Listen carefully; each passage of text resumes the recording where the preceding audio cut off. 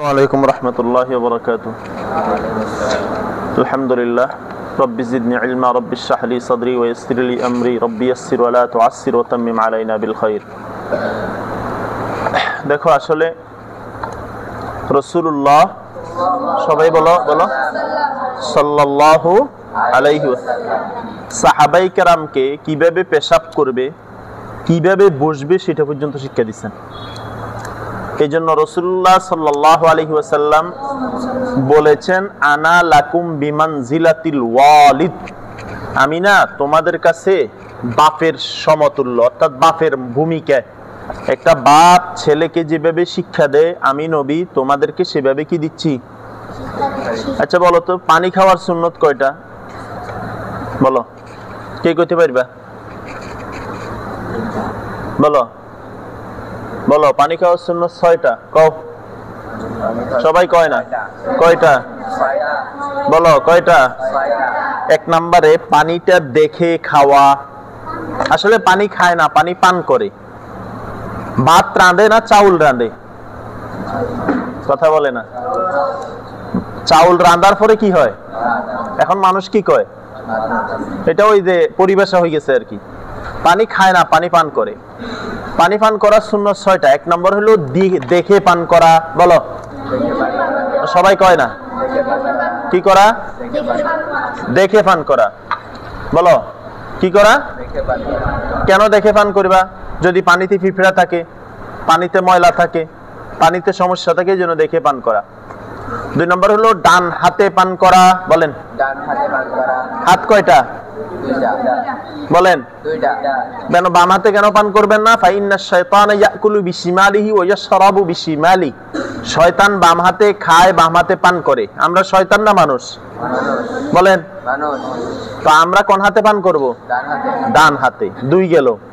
3 number হইল 3 নিঃশ্বাসে পান করা। বলেন, 3 নিঃশ্বাসে পান করা। 3 ডোকে আর কি, 3টা ডোকে কি করা? পান করা। মনে করেন এই বিসমিল্লাহ। আচ্ছা, 4 নাম্বার হলো পান করার সময় বিসমিল্লাহ বলা। বলেন,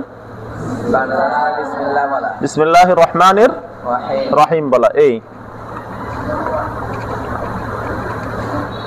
গেল। কয়টা বললাম? 5 নাম্বার হলো পানি ভিতরে নিঃশ্বাস না ফেলা। বলেন, পানির ভিতরে নিঃশ্বাস না ফেলা। বলেন, পানির ভিতরে নিঃশ্বাস না ফেলা। কেন? মানুষ যে নিঃশ্বাসটা ফেলে এটাকে বিজ্ঞানীর ভাষায় বলে কার্বন ডাই অক্সাইড। বলেন, কার্বন ডাই অক্সাইড। আবার বলেন, কার্বন ডাই অক্সাইড। অর্থাৎ এটা বিষাক্ত। এই কার্বন ডাই, মানুষ যেটা অক্সাইড, কার্বন ডাই অক্সাইড নিঃশ্বাসের মাধ্যমে ফেলে, এটা হলো গাছের জন্য অক্সিজেন। বলেন, গাছের জন্য অক্সিজেন। আর গাছ যে নিঃশ্বাসটা ছাড়ে, বলে হুজুর সাইডতে তো দেখি না, দেখার দরকার নেই। এই গাছের জন্য যেটা ছাড়ে, এটা গাছের জন্য অনুপকারী। আর গাছ যেটা ছাড়ে, এটা হলো আমাদের জন্য কি? উপকারী। তাইলে কয়টা গেল? আবার বলেন। 1 নাম্বার পানি দেখে পান করা। 2 নাম্বার ডান হাতে পান করা। 3 নাম্বার 3 নিঃশ্বাসে, 3 ডোকে পান করা, 3 নিঃশ্বাসে না। 4 নাম্বার বিসমিল্লাহির রহমানির রহিম বলা। 5 নাম্বার পানিতে নিঃশ্বাস না ফেলা। কেন ফেলবে না? কার্বন ডাই অক্সাইড থাকে পানি। এই নিঃশ্বাসটা যদি পানিতে পড়ে, তাহলে বিষাক্ত নিঃশ্বাসটা পানিতে গেল না? তো তুমি পানিটা আবার পান করবা না? তো পানিটা ছিল তোমার জন্য নিয়ামত, এই বিষাক্ত নিঃশ্বাসটা মিশ্রিত হইয়া তোমার জন্য তো ক্ষতিকারক হবে। কথা কি বুঝতে পারছি?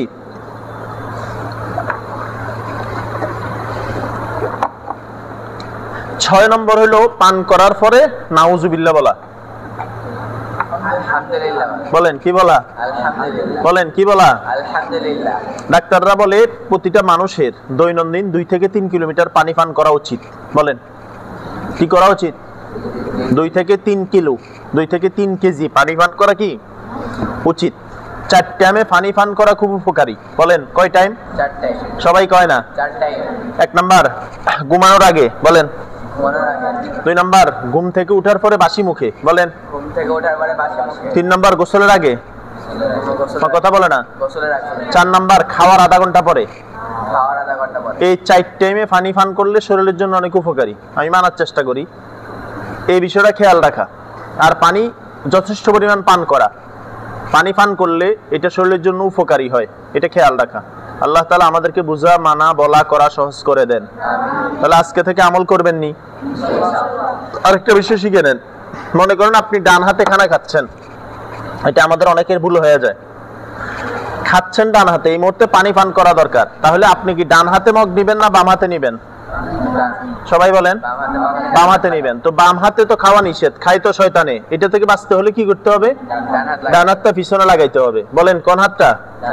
তার মানে আমি ওজোরের কারণে বাম হাত দিয়ে পান করতেছি, কিন্তু সুন্নতের জন্য কোন হাত লাগাচ্ছি? এটা খেয়াল রাখেন। এখন ঠিক না হইলে বুড়া বয়সেও ঠিক হইতো না। যার ঠিক হয় না 9 বছরে, তার ঠিক হয় না। আপনি একটা বিশ্রী বিষয় দেখবেন, যদি কোনো হুজুর বা কোনো ছাত্র, অন্যরা দিলেও খারাপ লাগে, কিন্তু এটা আমার কাছে বেশি খারাপ লাগে। এটা হুজুর বাম হাতে পান করতেছে, তো এটা মানে আনিজি বিষয় না? এটা ছাত্র, সে মাদ্রাসায় পড়ে, বাম হাতে পান করতেছে, এটা বাজে বিষয়, খারাপ বিষয়। এগুলো থেকে বেঁচে থাকবো ইনশাআল্লাহ, বলেন। আর একজন আরেকজনকে শিখাই দেওয়া, এইভাবে না বলা, এই তুই বাম হাতে কেন পান করতেছ, এইভাবে না বলা। ভাই ডান হাতে পান করলে মনে হয় ভালো হয়। কি কইছি কও? বলো বলো। আরো একটা সুন্দর পদ্ধতি আছে, কেউ বাম হাতে চা খাইতেছে, তারা যদি ভাই হাতটা যদি পরিবর্তন করি নেন। কি কইছি কছে? মানে আপনি কোন হাতে আছে এখন? বাম হাতে। হাত পরিবর্তন করলে কোন হাতে আসবে? বলেন না। অনেক সময় কিছু মানুষকে ডাইরেক্ট না বলে ভিন্ন ভাবেও বলা যায়, বুঝেন নাই? যে ভাই বাম হাতে না খাই, ডান হাতে খাই, বা হাতটা পরিবর্তন করে নেই, তাহলে ঠিক আছে। ঠিক আছে। আসসালামু আলাইকুম ওয়া রাহমাতুল্লাহি ওয়া বারাকাতুহু।